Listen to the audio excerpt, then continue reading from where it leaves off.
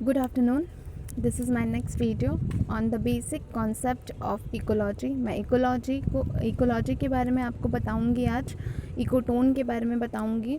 बस ये थोड़ा 5 से 6 मिनट की वीडियो होगी, बहुत छोटी सी वीडियो है बट बेसिक वीडियो है। अगर आपको इनके बारे में पता चलता है तो आप आगे चल के जो जितना भी टाइप का हमारा इकोसिस्टम होगा हम उसे अच्छे से डिटेल में स्टडी करेंगे। उसके बाद फिर हम एटमॉस्फेयर के और डिटेल में, एनवायरनमेंट के और डिटेल में जाएंगे। फिर हमें कोरल्स पढ़ना होगा, हमें मैंग्रोव पढ़ना होगा, हमें ढेर सारे कन्वेंशन है जैसे रामसर कन्वेंशन है, ये सब हमें देखना होगा। इससे पहले हमें इकोटोन वगैरह के बारे में पता होना चाहिए। अगर हमें बेसिक नहीं पता होगी इकोलॉजी की तो हम आगे की तरफ प्रोसीड नहीं कर पाएंगे। सो पहले बेसिक को कवर करिए। काफ़ी सारे लोगों को ये लगेगा अरे ये तो छोटी सी वीडियो है, पता नहीं क्या बताया जा रही हैं, बट बिलीव करिए मुझे भी ये सारी चीज़ें नहीं आती थी। पहले बेसिक जब तक हम नहीं समझेंगे तब तक हम किसी भी चीज़ की बिल्डिंग को रेडी नहीं कर सकते।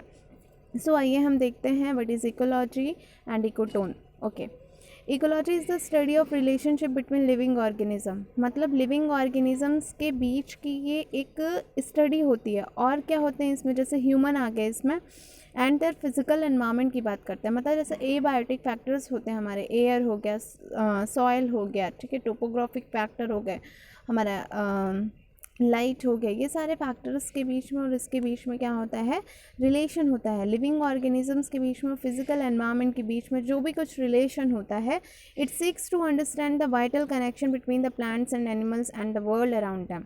मीन्स दैट कि ये जो होता है ना, ये इकोलॉजी एक ऐसा ब्रॉड टर्म है जिसमें हम किसी भी एनिमल और किसी भी प्लांट के बारे में स्टडी करते हैं। इसमें कई डिफरेंट टाइप्स के एनिमल्स हैं, जैसे में ह्यूमन भी आ जाते हैं। तो ह्यूमन भी एबायोटिक फैक्टर के साथ में इंटरेक्ट करते हैं। हम बिना खाने के, बिना प्लांट्स के हम सर्वाइव नहीं कर सकते भाई। ना अपने खाने, मतलब हमें खाना चाहिए तब भी हम प्लांट को खा रहे हैं, या फिर हम एनिमल को खा रहे हैं। ऑक्सीजन चाहिए तब भी हम प्लांट्स पे ही डिपेंडेंट हैं। तो ये एक ऐसा साइक्लिक प्रोसेस है जो कि हमारे लिए बहुत ही ज़्यादा इम्पॉर्टेंट है। तो जिस हम अपने डेली लाइफ में इस चीज़ को मतलब देख सकते हैं, ऑब्ज़र्व कर सकते हैं, जबकि हम इतना ध्यान नहीं देते हैं। जबकि ये बहुत छोटी सी और बहुत बेसिक सी चीज़ें, अगर हम ध्यान दें तो हम इसे बहुत अच्छे से समझ सकते हैं। हमें यहाँ पे रटने की ज़रूरत नहीं है इसे। ओके, सो ये छोटा सा इकोलॉजी का डेफिनेशन था जो कि हम अपने डेली बेसिस पे देखते हैं। इसे आराम से हम समझ सकते हैं।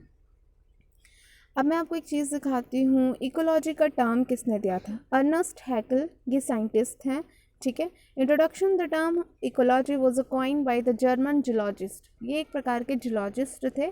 इनका नाम है अर्नेस्ट हैकेल, ठीक है। जब भी हम किसी भी साइंटिस्ट का नाम लिखते हैं तो जैसे हम अपने साइंस में हर एक रूल को फॉलो करते हैं, वैसे ही साइंटिस्ट के नेम के नीचे हमें अंडरलाइन देना बहुत ज़रूरी है, ठीक है।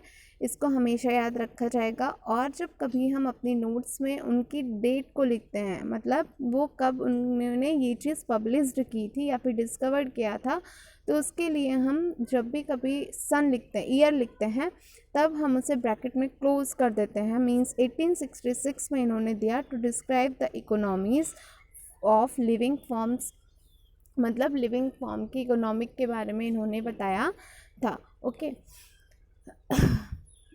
And second slide is for ecotone. अब हम इकोटोन के बारे में स्टडी करते हैं, ठीक है। क्या है ecotone? An ecotone is a transition area between two biological community. दो बायोलॉजिकल कम्युनिटी के बीच में, कम्युनिटी क्या होती है, स्पीसीज़ होता है। इस ग्रुप ऑफ स्पीसीज़ बना तो पॉपुलेशन हो गया, पॉपुलेशन बनी तो एक पर्टिकुलर कम्युनिटी बन गई, ठीक है। पूरी की पूरी एक कम्युनिटी है between two biological communities where two communities meet and integrate। meet होती है, integrate मतलब होता है उसी के साथ जुड़ जाना, ठीक है। इट में भी नैरो और वाइड, कभी कभी ये मतलब बहुत ही नैरो, बहुत छोटी हो जाती है, कभी कभी बहुत ब्रॉड हो जाती है। एंड इट में भी लोकल, कभी कभी लोकल होती है। Means the zone between a field and forest के बीच में होगा तो लोकल होगा, फील्ड और फॉरेस्ट के बीच में। और रीजनल होगा, means transition between forest and grassland ecosystem. मैं अभी आपको एक ट्रांजिशन का ही एग्जाम्पल दूंगी, सॉरी रीजनल का एग्जाम्पल दूंगी, जिसमें हम ट्रांजिशन दिखाएंगे between forest and grassland ecosystem के बारे में। तो यहाँ पे हमने देखा इकोटोन भी दो तरीके का हुआ, लोकल हुआ। लोकल मतलब क्या, जोन बिटवीन फील्ड और फॉरेस्ट के बीच का जो जोन है उसे लोकल कहते हैं। रीजनल क्या है? ट्रांजिशन बिटवीन फॉरेस्ट और ग्रासलैंड के बीच का जो ट्रांजिशन होता है, ग्रासलैंड और फॉरेस्ट इकोसिस्टम के बीच का जो ट्रांजिशन होता है उसे रीजनल कहते हैं। अब मैं आपको डायग्राम दिखाती हूँ। देखिए ये क्या है, यहाँ पे ये एक डायग्राम है जहाँ पे एक फॉरेस्ट है, फॉरेस्ट इंटरैक्ट विद ग्रासलैंड, और इसके बीच का जो ट्रांजिशन जोन है उसी को हम इको टोन जोन के नाम से जानते हैं। ये वाला जो टोन है, जो जोन है, इसको हम क्या कहते हैं? इको टोन जोन के नाम से जानते हैं। और ये फॉरेस्ट है, ग्रीन से दिख रहा है हमें, और ये ग्रासलैंड है जो कि येलो से दिख रहा है। तो इन दोनों के बीच का ये दोनों जो हमारा हमने बात की थी ना कि दो बायोलॉजिकल जो कम्युनिटीज़ होती हैं उनके बीच में देखिए क्या हुआ है, इंटीग्रेशन हो गया है, जिससे एक नया जोन का फॉर्मेशन हुआ जिसे हम इकोटोन जोन कहते हैं। तो ये बहुत छोटी सी वीडियो थी और इसमें हमने सिर्फ 2 ही टॉपिक को बहुत शॉर्टली हमने दो टॉपिक को कवर किया है। इसके बाद आने वाली जो वीडियो होगी उसमें मैं अब आपको इसके डिटेल में लेके चलूँगी। So thank you for watching this video again and again.